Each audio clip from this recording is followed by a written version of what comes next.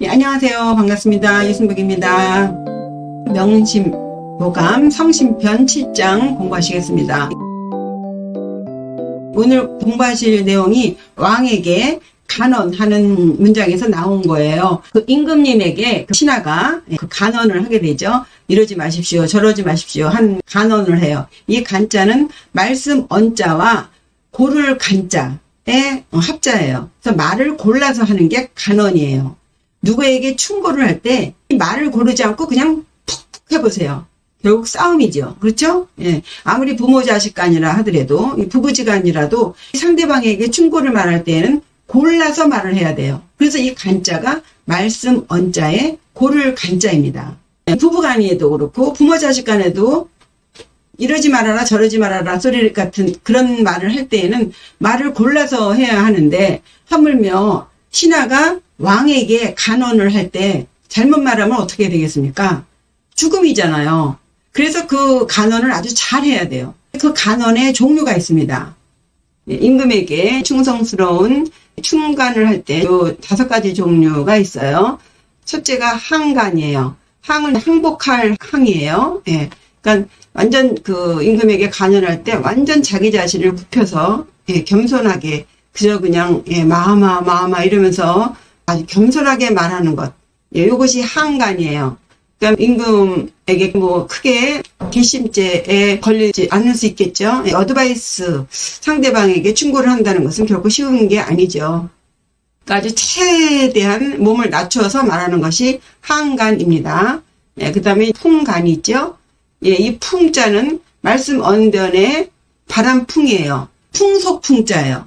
아주 말을 부드럽게 하는 거예요. 그야말로 말을 바람처럼 하는 거예요. 그럼 부드럽게 하려면 어떻게 해야 돼요? 완곡하게 말을 하는데 어떤 식으로 말을 하느냐? 비유법이나 은유법을 들어서 얘기하는 거예요. 높은 사람에게 말을 하기 때문에 다 이렇게 둘러서 말을 하는 거긴 하지만, 아무래도 비유나 은유라면 이제 좀 시적으로, 조금 감성적으로 완곡하게 말하는 것. 이것을 풍간이라고 합니다. 그 다음에 휼간이 있어요. 속일 휼자예요. 예. 속이다는 뜻이 있습니다. 휼자에 간언하는 사람이 말을 하면서 왕에게 말하는 것 같지 않게 슬그머니 돌려서 얘기하는 거예요. 그러니까 마치도 그 당사자 왕과 관련된 것 같지 않게 슬그머니 이제 다른 사람 말하듯이 그렇게 말하는 것이 휼간이에요. 그러니까 옛날에 어느 왕조 때에는 이러이러한 일이 있었습니다. 참고하세요. 이 일과 전혀 상관없는 말 하듯이 옛날 얘기를, 그러니까 뭐 알아들으면 알아듣고 못 알아들으면 못 알아듣고, 이런 식으로 둘러서 말하는 것. 그러니까 이제 기만하듯이. 그러니까 왕이 가만히 저녁에 자려고 누워서 생각해보면, 그 아까 신하가 그 말을 했는데, 그게 그런 식으로. 그 신하가 한 말이 자기 보고 이렇게 해라 저렇게 해라 한 말이 아니고, 내가 가만히 생각해보니까, 그 말이, 좀 들을만하네. 이런 식으로. 근데 그렇게 왕이 새기지 않으면 그냥 넘어가는 거예요. 그런 거 있잖아요. 우리 누구한테 좀, 그러지 않았으면 해서 말할 때 좀 어려워가지고, 그냥, 누가 이랬대. 이런 얘기 하잖아요. 누가 이러한 일이 있었대. 그럼 이제 듣는 사람이, 나도 그랬는데? 이런 식으로. 그러니까 마치 더 기만하는 것처럼, 속이는 것처럼 말하는 게 휼간이에요. 예. 그 다음에, 직간이 있습니다. 직간. 이건 바른말로 간언한다 했어요. 고지고대로 말을 하는 건데, 고지고대로가 이제 자기의 주장을 말하는 것보다도 거의 정도에 맞게 객관적으로 말하는 건데, 이것도 상당히 위험하죠. 그래서 웬만한 충신이 아니면 거의 직간을 안 하죠. 풍간을 하거나 항간을 하거나 혹은 휼간을 하는데, 휼간 같은 경우는 이제 왕이 그 자리에서는 자기하고는 상관없는 얘기 들은 듯 하다가 시간이 지나서 그게 나의 일과 관련이 있는 것 같이 그렇게 생각이 될 수도 있고, 어떻게 보면 이제 좀 상대를 기만하는 것 같은 그런 느낌이 있는 것에 반해서 직간은 그냥 고지고대로 얘기하는 거예요. 왕이 뭘 잘못하면 왕이시여 그렇게 하시면 안 됩니다. 이렇게 하는 건 직간이에요. 직간. 그러면 뭐 어떻게 돼요? 죽음이죠 뭐. 그리고 그거보다 더한 게 당간이 있어요. 이 당자는 어리석을 당자예요. 이 마음심자가 들어가 있죠. 이 마음심자를 왼쪽으로 그래서 그렇게 쓰기도 합니다. 어리석게 간언하는 거예요. 충고를 어리석게 한다는 건 뭐겠어요? 자기 주장을 계속 끌고 가는 거죠. 왕이 그만하라 해도 끝까지 자기 주장을 굽히지 않는, 그렇게 해서 결국 죽음에 이르거나 유배를 가거나 자천당하는 그런 일들을 겪게 되죠. 그래서 미련하게 간언하는 것. 왕이 말을 들을 때까지 그 육아 선비들 중에는 그런 사람들이 있죠. 연산군 같은 그렇게 해보세요. 당장 죽음이죠. 요 당간의 경우에는 그 당태종과 위증이라는 이제 신하의 사례가 있는데요. 위증이 끝까지 자기 주장을 미련하게 했는데 당태종이 현명하게도 그 주장을 받아들여서 이를 잘 성사시키는 그런 예가 있습니다. 이렇게 5가지 간언을 살펴봤습니다. 우리도 누군가에게 충고를 할 때 말을 잘 골라서 해야 그게 효과를 보지, 안 그러면은 100% 싸움이잖아요. 그래서 이 간을 잘해야 되겠습니다. 그래서 그에게도 충고하고 소금은 달라고 해도 주는 게 아니다. 왜? 100% 의만 상할 뿐이에요. 못 고치는 거예요. 자기 자신도 못 고치는데 어떻게 남을 고칠 수 있겠어요? 못 고치는 겁니다. 그럼에도 불구하고 좀 고쳤으면 하는 마음에서 말을 하려면 조심해서 말을 해야죠. 그게 풍간이에요. 은유적으로, 비유적으로. 오늘 그 풍간의 공부를 하시겠습니다. 같이 큰 소리로 읽어보세요. 수저어, 천변안, 고가사해, 저가조. 유유인심, 지척간, 지척인심, 불가료. 화호화피, 난화골, 지인지면, 부지심. 대면공화, 심격, 천산. 해고, 종견저, 인사, 부지심. 한 문장씩 보시겠습니다. 수저어, 천변안 했죠? 수, 물수자죠? 그 다음에, 저자, 아래, 밑저, 고저. 산의 고저 하면은 높이와 낮음, 그죠? 물 밑에, 제일 낮은 곳, 물 밑에 있는 물고기. 수저어예요. 이것을 수저지어, 소유격 지자를 넣어도 되죠? 수저지어. 그 다음에 천변안, 하늘가의 기러기. 그죠? 하늘 끝에 기러기. 물 가장 밑에 있는 물고기. 하늘 제일 높은 곳에 기러기. 이거예요. 그래서 수저지어, 천변지안 해도 되는데, 요걸 이제 글자를 6자로 맞춘 거죠. 쓸데없이 문장을 길게 할 필요가 없기 때문에 각각의 지자를, 가을지자 있죠? 그것을 생략한 것입니다. 물 밑의 물고기나 하늘가의 기러기는 고가 사해, 저가 조. 그죠? 높을 고자예요. 낮을 저. 높아도 할 수 있어. 낮아도 낮아도 할 수 있어. 무엇을? 이건 쏠사죠? 화살 쏠사예요. 높아도 화살을 쏠 수가 있고, 저가조. 낮아도 아무리 물밑이 낮아도 낚시질을 할 수 있어요. 요 해자는 후렴같이 이렇게 후렴으로 쓰는 거예요. 높아도 쏠 수가 있고, 어조사를 넣는 거예요. 높아도 쏠 수가 있고, 낮아도 낚시질을 할 수 있다. 낚을 수 있다. 그렇죠? 그런데 뭐가 문제인가요? 유유인심 지척간. 오직 유자예요. 요 오직 유자는 오른쪽에 세추자가 있죠? 그리고 왼쪽에 마음심자예요. 요 마음심자 대신에 입구자를 넣어도 마찬가지로 오직 유자입니다. 마음심자에서 세추자는요, 새의 마음, 새가슴이라 그러잖아요. 그냥 무슨 별일도 아닌 거에 막 콩떡콩떡 하는 거 새가슴이라 그러지 않습니까? 새가슴이 콩콩 뜨는 것은 새가 어떤 것에 굉장히 집착하다시피 하는 그런 마음이 있는 거죠. 그래서 오직이에요. 오직 그거 아니면 큰일 나. 그러니까 콩떡콩떡 하는 거, 그런 걸 생각하시면 돼요. 그래서 오직자에는 이 세추자가 들어가요. 마음심자를 쓰거나 입구자를 쓰기도 합니다. 그래서 오직, 있을류, 인심, 사람의 마음, 지척간, 또 지척간은 우리가 이렇게 왜 지척간에 살면서도 얼굴도 못 봐, 소식도 몰라, 이런 거 지척간이에요. 이 척은 자척자죠. 척자는 거리 단위의 척자입니다. 오직 그 사람 마음이 지척간에 있다 할지라도 지척 인심 불가료. 지척간에 있는 사람의 마음을 불가 안 돼. 묘자는 그 요리 요자예요. 그 요리라는 것은 요게 쌀미자에다가 옆에 말 두자잖아요. 그러니까 그 쌀을 이렇게 담을 때 어떻게 담느냐에 따라서 이 한 대, 두 대가 달라지죠. 헤아리는 거예요. 꽉꽉 눌러서 하느냐, 아니면 설렁설렁 하느냐. 이게 헤아리는 거예요. 헤아릴 요리라는 것은 그 헤아리는 거, 막 머리를 이렇게 굴리면서 하는 그런 의미가 들어 있습니다. 불가료, 헤아릴 수가 없어. 생각할 수 없어. 네. 아무리 지적간의 사람의 마음도 알 수가 없다는 거예요. 불가료. 그래서 여기 지적간, 지척, 이게 똑같은 단어를 반복한 것은 별로 좋은 건 아니에요. 예. 근데 이제 글자를 맞추려고 이렇게 의도적으로 그렇게 한 것 같아요. 지적간에 있다 할지라도, 예. 그 사람의 마음은 헤아릴 수 없다. 그죠? 아주 깊은 물 밑에 있는 물고기를 낚을 수도 있고, 아무리 높은 하늘가의 기러기를 잡을 수도 있지만, 사람의 마음은 아무리 가까이 있는 사람도 알 수가 없다. 그죠? 알 수 없어요. 몇십 년 살았는데 저런 면이 있다니 이러지 않습니까? 전혀 뜻밖의 이 사람의 마음이라는 게 왔다 갔다 하잖아요. 그러니까 헤아릴 수가 없죠. 그 다음 문장이요.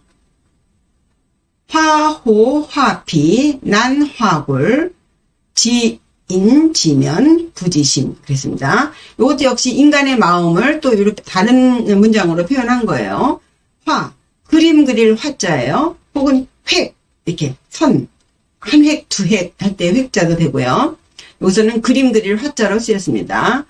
그림은 그려요. 뭘 그려요? 호랑이를 그리되, 호랑이를 그리는데, 화호, 호랑이를 그리되, 화피, 거죽 피자입니다. 거죽을 그리지만 호랑이를 그리면서 이 껍데기는 그릴 수 있지만 난화골 어려워.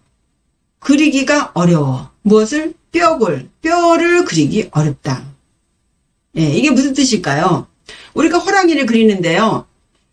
호랑이의 구조를 알아야 돼요. 해부학을 해야 돼요. 호랑이를 그리려면. 호랑이 뼈가 어떻게 돌아가는지를 그것을 정확하게 알아야 이 껍데기도 그 위에 딱 얹혀서 그릴 수가 있죠. 근데 이 뼈의 구조를 모르면 고양이 같이 그리는 거죠. 고양이 같이. 우리 미나 같은 거 보면요. 그 고양이 같은 호랑이 많지요. 이게 해부학이 발달되지 않아서 그래요. 우리 동양은 전신사조라고 이 정신을 그리는 것에 집중했어요. 겉 형태를 그리는 것을 좀 무시했습니다. 그래서 어떤 사물을 그릴 때 그 사물을 똑같이 그리는 것보다도 그 사물이 가지고 있는 그 본질을 그리는 것에 너무 집중을 했어요. 그러다 보니까 고양이 같은 호랑이를 그리는 거죠. 근데 서양 같은 경우는 굉장히 형태를 중시하는 사상이 있기 때문에 걔네는 레오나르도 다빈치 같이 아주 해부하게 기가 막히지 않습니까? 그래서 서양은요, 예술가가 과학자예요. 예, 너무나 정확하기 때문에 걔네는 아주 어떻게 저렇게 그릴 수 있을까? 우리는 구조적으로 안 돼요. 이 습이 우리는 형태를 좀 무시했거든요. 예, 이렇게 형태를 무시하기 때문에 미의 감각이 어떤 부분에서는 좀 떨어져요. 미라는 것은 겉 포장을 하는 거거든요. 그래서 우리가 아무리 공연 예술이라든가 예술을 해도요, 기본적인 구조에 열악하기 때문에 이런 상태에서 정신조차도 무시하고 있거든요. 지금 세상이. 동양에서 내세울 것은 정신밖에 없는데 정신도 무시해. 구조적인 그 밑바탕도 무시해. 하기 때문에 예술이 붕 떠 있는 거예요. 네, 어쨌든 이 호랑이를 그리는데 겉모습 그리기는 쉬워요. 그죠? 대충 줄무늬 그리고 고양이 같이 그리고 이렇게 되는데 그 뼈를 그리기는 어렵다. 네, 뼈를 잘 그려야 진짜 호랑이가 나오는 거죠. 마찬가지로 지면 부지심. 사람을 그리는데 얼굴은 알아요. 그죠? 그러나 그 마음을 알지 못한다. 우리 추상화 같은 거 기가 막히게 그렸지요. 진짜 우리 그 조선시대 같은 경우에는 정신만 중요시하고 형태를 좀 무시해서 조금 그런 게 있는데 이 초상화만큼은 진짜 그 윤두석 초상화를 보면, 정말 이 사람의 정신이, 성질이 어떤 사람이겠구나가 짐작할 수 있을 정도로 그렇게 세밀하게 정확하게 그렸죠. 예. 근데 그런 게 발달되지를 않았어요. 그냥 거기까지예요. 예, 다시 해볼게요. 화호, 화피, 난화골. 그죠? 호랑이를 그리되 거죽은 껍데기는 그리지만 뼈를 그리기는 어렵듯이 사람을 알되 얼굴은 알지만 그 마음은 알기 어렵다. 예. 그 마음을 그 본질을 볼 줄 아는 그런 공부를 하는 것이죠. 대면 공화 심격 천산. 예. 대면, 우리 지금 대면 수업 이제 하잖아요. 예. 마주볼 때예요. 얼굴면이에요. 얼굴을 마주보고 공화, 함께 공자죠. 공화당. 예. 함께 화합하는 당, 공화당 이잖아요. 함께 공, 그다음에 말씀 언자에다가 혀설자예요. 예, 대화하는 거예요. 얼굴을 마주보고 함께 대화를 해도 심격 천산. 마음은 1000개의 산이나 있을 정도로 떨어져 있어요. 사이격자죠. 사이격. 떨어져 있어. 사이를 둔 것 같다.